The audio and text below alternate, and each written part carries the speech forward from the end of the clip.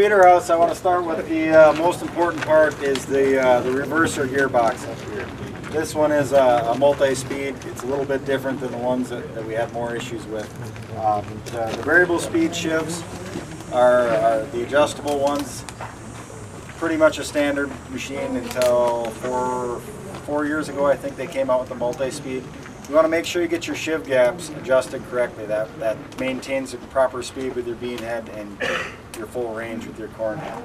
To do that, you want to slow it down all the way, bring your shivs all the way together, and the belt as high up as you can get it. You want to stick an 1/8 inch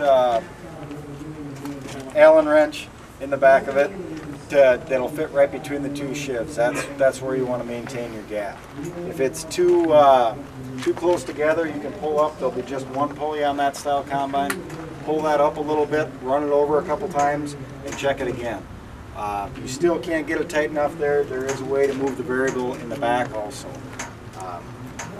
The reverser up here, when we go to chopping corn heads, we want to run a synthetic oil in there. It's called an HD 460 oil. It does a much better job of dissipating heat, handling heat and stress loads. If you run an 80-90 with a chopping head, you're probably going to cook it out in about a week. If you pull that plug and check it, it's going to smell fried. You'll know for a fact what happened. You'll want to get that out of there as soon as you can. There are 2 grease zerks on that variable shiv also.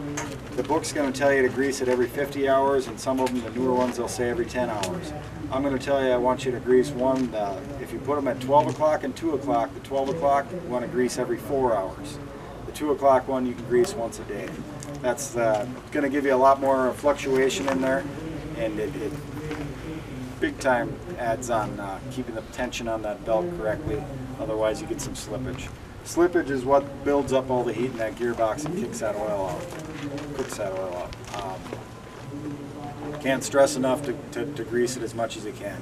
When you're greasing it, use polyurea grease. It does a much better job with pressure and temperature. If you're trying to get away with using moly, the moly actually cooks and gets harder than rock, and you end up chiseling it out. The rear part of this system also has 2 grease zerks also. One of them's actually inside the shiv. You're going to have to roll the pulleys over to find the grease zerk. You're going to want to grease that one every day. And there's one in the back also. It's usually overlooked because you really have to crawl in there to see it. Every year we got a couple of them that come in with just a pile of ground metal left in there because it hasn't been greased for a couple of years. Something we got to keep an eye on. Just try not to overlook it every time.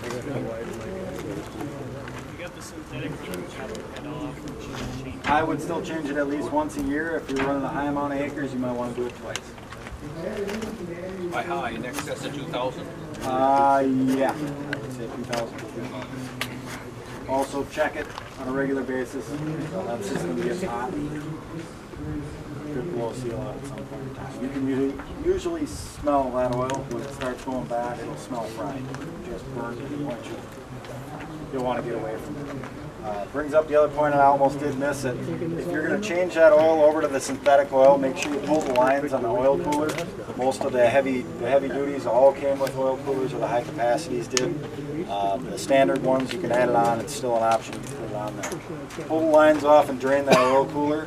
When you get everything else drained and the lines back on it, you're going to want to start it up and run it, and then check it, because you're going to have to fill it again. There's a pump in the bottom of that reverser that'll pump oil into that cooler. So you want to make sure we get that full before we run it.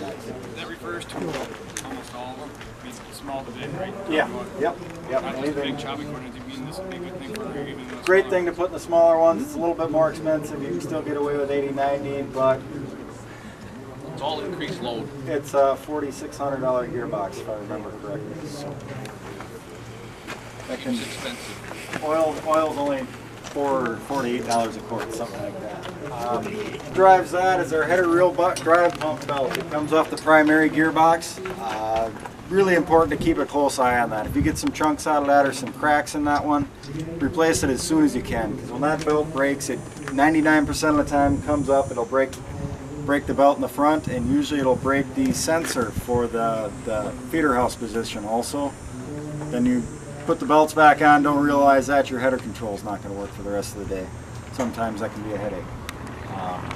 The real drive pump is in the lower section of it here. There's also a grease circ on the back of that. That pump's always going regardless if you got a reel on with a bean head or just a corn head. So we want to make sure we grease that. That one can get overlooked also because it's kind of tucked back in there. So make sure you're taking a look at that. For additional information regarding pre-harvest checks on your feeder house or our uptime service inspection programs, please contact your local Frontier Ag and Turf Service Department today. Thank you for viewing our Feeder House Essentials video. We hope you have a great day.